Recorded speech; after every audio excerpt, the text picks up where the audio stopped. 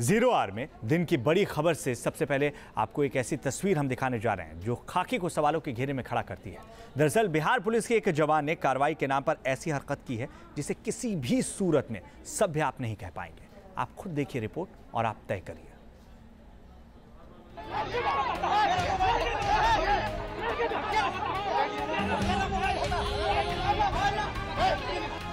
Bihar police की शर्मनाक हरकत। सरेआम दिखी पुलिस की बेशर्मी, छात्रा से पुलिस के जवान ने की बदतमीजी, आंदोलन कर रही युवती को पकड़ा। तस्वीरें पटना के बेली रोड की है, जहां पर छात्र इंटरमीडिएट के एग्जाम की कॉपियों की रीचेकिंग के लिए आंदोलन कर रहे थे। प्रदर्शन कर रहे छात्रों की पुलिस वालों से धक्का मुक्की होती है। तभी देखिए कैसे ये पुलिस वाला इस युवती को पीछे से पकड़ लेता है। पुलिस का जवान बेशर्मी की सारी हदें पार कर देता है। पुलिस के अधिकारी उसे पकड़ते हैं, लेकिन वो मानने को तैयार नहीं। वो फिर से वही हरकत दोहराना चाहता है, लेकिन सुरक्षा में तैनात बाकी पुलिस वाले उसे बड़ी मुश्किल से पकड़ते हैं। पुलिस वाले की इस हरकत से छात्र गुस्से में है। इसके खिलाफ पूरे राजभर में छात्र आंदोलन कर रहे हैं और पुलिस गुंडागर्दी कर रही है। अब देख रहे हैं कि महिला पुलिस के बगैर एक छात्रा को कैसे पीटा जा रहा है। सवाल पुलिस प्रशासन के कामकाज के तौर तरीकों पर भी उठ रहे हैं, क्योंकि जब छात्राएं भी प्रदर्शन कर रही थी तो फिर वहां पर महिला पुलिस की तैनाती क्यों नहीं की गई। वारे सुशासन की सरकार और वारे बिहार पुलिस। चाहे सरकार पुलिस के पीपुल फ्रेंडली होने का लाख दावा कर ले, मगर सच और हकीकत तस्वीर में सब कुछ बयां करती है। किस तरीके से महिलाओं के साथ पुलिस बदसलूकी कर जाते हैं। अधिकारी अब भी खामोश हैं और सरकार अब भी सुशासन का दावा करती है। विजय स्वतंत्र के साथ रजनीश सिन्हा, न्यूज नेशन, पटना। तो बिहार में देश की एक बेटी के साथ इस पुलिस वाले ने कैसा सलूक किया यूं तो आपने देख लिया है, लेकिन अब आप जरा धोनी और साक्षी की बेटी का एक नया टैलेंट भी देख लीजिए। धोनी इंग्लैंड में है और टीम इंडिया के साथ चैंपियंस ट्रॉफी खेल रहे हैं और उनके साथ पत्नी साक्षी और बेटी जीवा भी मौजूद हैं। साक्षी ने अपने ट्विटर अकाउंट पर एक वीडियो पोस्ट किया है जो उनकी बेटी जीवा का है, जिसमें जीवा पियानो बजाती नजर आ रही है। अपनी नन्ही नन्ही उंगलियों से जीवा पियानो पर धुनें निकाल रही है। इस वीडियो के साथ साक्षी ने लिखा है कि जीवा उनकी जिंदगी का सबसे अनमोल तोहफा है और हो भी क्यों ना, हर माँ बाप के लिए उनका बच्चा सबसे प्यारा और बेशकीमती तोहफा होता है।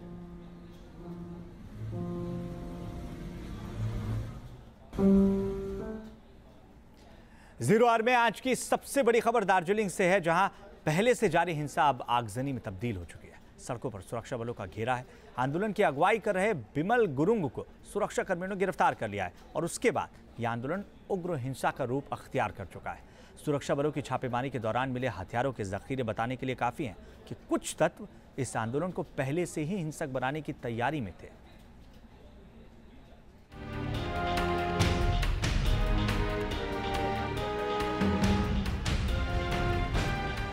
धू कर जलती गाड़ी,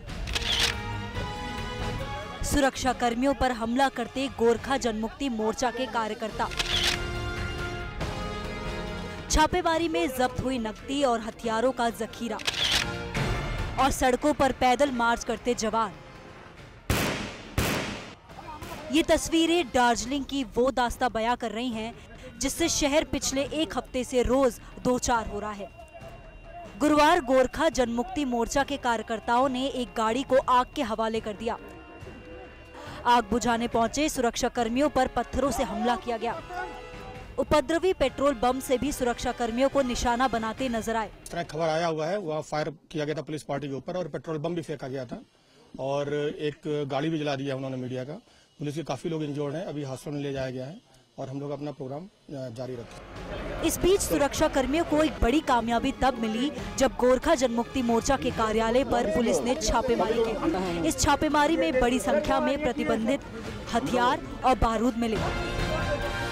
हथियारों के जखीरे में देसी कट्टे और पेट्रोल बम भी बरामद हुए जो उपद्रवियों के बीच बांटे जाने थे, लेकिन इससे पहले ही पुलिस ने छापेमारी कर इन हथियारों को जब्त कर लिया। दार्जिलिंग को राजनीति की आग में झोंकने के आरोप में पुलिस ने गोरखा जनमुक्ति मोर्चा के नेता बिमल गुरुंग को गिरफ्तार कर लिया है। हम लोगों ने 3 जगहों पर रेड की है और वो रेड के बाद ह्यूज क्वांटिटी में यहाँ पे प्रोहिबिटेड आर्म्स और बहुत ढेर सारा आपका एक्सप्लोजिव और कुछ कैश मिला है, कुछ क्या मतलब काफी कैश आप लोगों ने देखा ही है वीडियो में, जिसको हम लोग वेरीफाई कर रहे हैं। और भी बहुत से कॉन्ट्राबैंड आइटम्स यहाँ से मिले हैं, जिसको हम लोग वेरीफाई करने के बाद करेंगे। लगातार बिगड़ते हालात को देखते हुए सरकार ने शहर में सीआरपीएफ की तैनाती कर दी है। सीआरपीएफ के जवान चप्पे चप्पे पर मौजूद हैं। हर आने जाने वाले पर कड़ी निगरानी रखी जा रही है। बावजूद इसके कई इलाकों में अब भी हिंसा की तस्वीरें सामने आ रही हैं, जो राज्य और केंद्र सरकार के लिए चिंता का सबब है। अगर जल्द ही इस हिंसा पर काबू नहीं पाया गया तो मुमकिन है कि हालात हाथ से बाहर चले जाएंगे। गोरखालैंड के मुद्दे को लेकर शुरू हुआ विवाद अब धीरे धीरे तूल पकड़ रहा है। दार्जिलिंग में चौथे दिन के बंद के बाद भी परिस्थिति में कोई भी परिवर्तन नहीं आया है और इस अनिश्चितकालीन बंद की वजह से सबसे ज्यादा मुसीबत पर्यटकों को हो रही है। वीडियो जर्नलिस्ट सुमित सरकार के साथ कोलकाता से देवयानी चौबे, न्यूज नेशन। अब ऐसा नहीं है कि एकाएक दार्जिलिंग में राजनीतिक आग की लपटें फैल रही हैं। इसकी शुरुआत 8 जून को ही हो गई थी और कारण बना था बांग्ला भाषा का मुद्दा, जिसे बाद में राजनीति का रूप दे दिया गया। आपको बता दें कि सबसे पहले पश्चिम बंगाल सरकार ने बांग्ला भाषा को स्कूलों में अनिवार्य बनाए जाने से जुड़ी अधिसूचना जारी की, जिसी के विरोध में दार्जिलिंग में विरोध प्रदर्शन देखने को मिला। दार्जिलिंग में स्थित राजभवन में कैबिनेट मीटिंग चल रही थी। मीटिंग के दौरान ही राजभवन के सामने गोरखा टेरिटोरियल एडमिनिस्ट्रेशन ऑफिस पर जीजेएम ने प्रदर्शन किया। कैबिनेट मीटिंग के बाद पत्थरबाजी हुई, सरकारी बसें जला दी गई। भीड़ को काबू में करने के लिए पुलिस की तरफ से भी आंसू गैस के गोले दागे गए। सेना की तैनाती की गई और इसके विरोध में गोरखा जनमुक्ति मोर्चा ने बंद का ऐलान किया। लेकिन देखते ही देखते अब यह प्रदर्शन और उग्र होता जा रहा है। अगली अहम खबर आपको बता दें, कश्मीर घाटी में सेना आतंकियों को चुन चुनकर ढेर कर रही है। इस ऑपरेशन में अब तक कई आतंकी मारे भी जा चुके हैं और जो बच गए हैं उनका अंजाम तय है। इस बीच सांबा में कुछ संदिग्ध आतंकियों के देखे जाने की खबर भी सामने आई, जिसके बाद सेना ने इलाके की घेराबंदी कर ली है और सर्च ऑपरेशन तेज कर दिया है।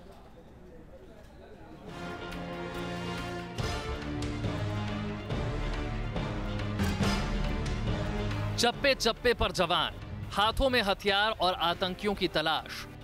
तस्वीरें जम्मू के सांबा इलाके की हैं, जहां सेना एक बड़ा सर्च ऑपरेशन चला रही है। निशाने पर हैं वो आतंकी जो घाटी को दहलाने की साजिश रच रहे हैं। जवानों की गोली से आतंकी बच के ना निकल सकें, इसीलिए सेना ने पूरे इलाके की मुकम्मल घेराबंदी कर दी है। साथ ही जवानों ने मोर्चा संभाल लिया है। तलाश देश के उन गद्दारों की है जो घाटी को बेगुनाहों के खून से रंगना चाहते हैं। घाटी में हथियारबंद 4 आतंकी देखे जाने की खबर सेना को मिली थी। सेना को यह जानकारी स्थानीय नागरिकों ने दी थी। जानकारी के बाद सांबा सेक्टर में सेना सर्च ऑपरेशन चला रही है। इस बीच कुलगाम में आतंकियों ने पुलिस के एक जवान को अपना निशाना बनाया, जिसमें पुलिसकर्मी बुरी तरह घायल हो गया। सुरक्षा कर्मियों को शक है कि हमले में हिजबुल के आतंकियों का हाथ हो सकता है। घाटी में सेना आतंक के सपोलों को कुचल रही है, जिसका गुस्सा पाकिस्तान सीज फायर की शक्ल में निकाल रहा है। लगातार कई दिनों से सीज फायर तोड़ रहे पाकिस्तान ने इस बार राजौरी के नौशेरा इलाके में सरहद पार से फायरिंग की। पाकिस्तान की इस गोलीबारी में कोई नुकसान तो नहीं हुआ, लेकिन हिंदुस्तानी सुरक्षा बलों की जवाबी कार्रवाई में पाकिस्तान के 2 सैनिक जरूर ढेर हो गए। हमारी फोर्सेस हो, सुरक्षा बल हो या सेना हो, सभी ने उनको जगह जगह पर उचित जवाब दिया है और एक की जगह पे 10 दागे होंगे और 10 गोली मारने का भी अधिकार है। एक की जगह पर वो अपना कर रहे हैं, अपने अधिकार से काम कर रहे हैं। जम्मू कश्मीर में सेना बड़े पैमाने पर कॉर्डन एंड सर्च ऑपरेशन चला रही है। आतंकियों को उन्हीं के इलाकों में घेर कर ढेर किया जा रहा है। कॉर्डन एंड सर्च ऑपरेशन आतंक के खात्मे का काउंटडाउन लेकर आया है, जिससे आतंकियों के कलेजे में खौफ घर कर गया है और इसका असर भी धीरे धीरे दिखने लगा है। या तो आतंकी सरेंडर करने पर मजबूर हो गए हैं या फिर उन्हें देश के वीर जवानों की गोलियां सबक सिखा रही हैं। Team news nation.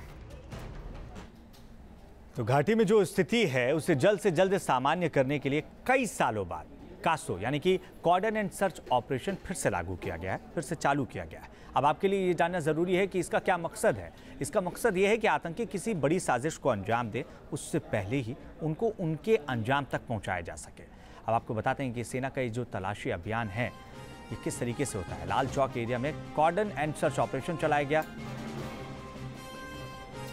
और आपको 20 मई के हम बता दें कि शोपियां में सुरक्षा बलों ने हैफ और शिमाल गांव को घेरा।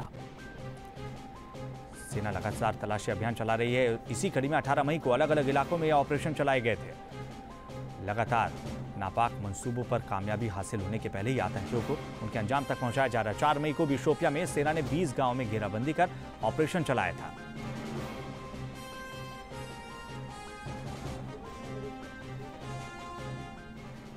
तो हम आपको लगातार बता रहे थे कि किस तरीके से सेना की तरफ से सर्च ऑपरेशन चलाया जा रहा है। वहीं भारत के लिए पाकिस्तान से लगती सीमा हमेशा से सिरदर्द रही है। सीमा पार से होने वाली घुसपैठ रोकने के लिए सरकार की तरफ से हर संभव कदम भी उठाए जा रहे हैं। इसी के तहत बॉर्डर पर फ्लड लाइट्स भी लगाए गए हैं, लेकिन गृह मंत्रालय की वार्षिक रिपोर्ट में भी इन फ्लड लाइट से जुड़ी जो तस्वीर साझा की गई है उसने अब तूल पकड़ लिया है। दरअसल ये तस्वीर भारत पाक की सीमा की नहीं होकर स्पेन मोरक्को के बॉर्डर की लगा दी गई है। एक तरफ जहां भारत पाकिस्तान सीमा पर सीज फायर और आतंकियों की घुसपैठ को लेकर तनाव जारी है, तो वहीं इसी सीमा से जुड़े एक नए विवाद ने भी जन्म ले लिया है। ये विवाद गृह मंत्रालय की सालाना रिपोर्ट के बाद सामने आया है। दरअसल गृह मंत्रालय ने अपनी 2016-17 की सालाना रिपोर्ट में स्पेन मोरक्को सीमा की एक तस्वीर का इस्तेमाल किया है, जिसे भारत पाकिस्तान की अंतर्राष्ट्रीय सीमा पर लगी फ्लड लाइट के तौर पर दिखाया गया है। ताज्जुब की बात यह है कि जिस तस्वीर को भारत पाकिस्तान सीमा बताया गया है, उस फोटो को 2006 में स्पेनिश फोटोग्राफर जेवियर मोरियानो ने ली थी और ये तस्वीर अफ्रीका के नॉर्थ कोस्ट पर मोरक्को और स्पेन सीमा पर फ्लड लाइट्स और फेंसिंग को दिखाती है।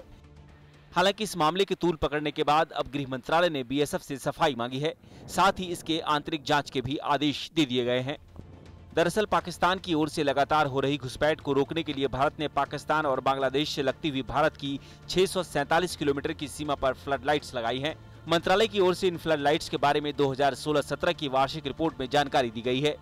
भले ही मंत्रालय की किरकिरी होने के बाद इसके जांच के आदेश दे दिए गए हों, लेकिन केंद्रीय गृह सचिव राजीव महर्षि ने अधिकारियों से सफाई मांगी है। उनका कहना है कि गलत तस्वीर के इस्तेमाल की कोई जरूरत नहीं थी। भारत पाक बॉर्डर की भी कई अच्छी तस्वीरें हैं, इसकी जांच की जा रही है कि तस्वीर कहां से ली गई। इस मामले में बीएसएफ से भी रिपोर्ट मांगी गई है। दरअसल सीमा की तस्वीरें अक्सर बीएसएफ ही मुहैया करवाती हैं। जानकारों की माने तो अमेरिकी अंतरिक्ष एजेंसी नासा की वेबसाइट पर भारत पाक के बॉर्डर की फ्लड लाइट दिखाते हुए तस्वीरें पहले से ही मौजूद हैं। आला अधिकारी पूरे मामले पर बैकफुट पर हैं। देखना यह है कि इस गलती की गाज किस पर गिरती है। Team news nation.